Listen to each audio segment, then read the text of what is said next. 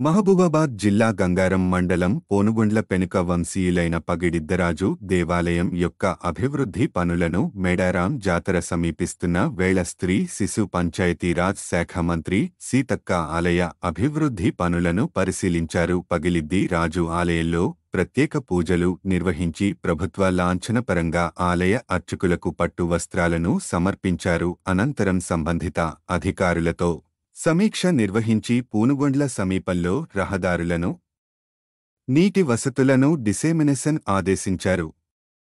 అదేవిధంగా భక్తులకు ఎలాంటి అసౌకర్యం కలగకుండా జాతర 21 తారీఖు నుండి 25 వరకు జరుగుతున్న నేపథ్యంలో ప్రభుత్వం ప్రజలకు అన్ని సౌకర్యాలు ఏర్పాటు చేయడం జరుగుతుందని, అదేవిధంగా స్పెషల్ బస్సులను వివిధ ప్రాంతాల వారీగా ఏర్పాటు చేశాము. ప్రయాణికులకు ఎలాంటి ఇబ్బందులు కలగకుండా ప్రభుత్వం అన్ని ఏర్పాట్లు చేసింది.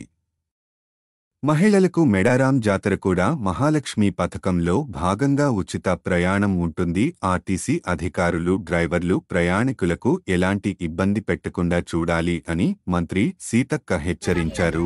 అఖండ వార్తాహర మహబూబాబాద్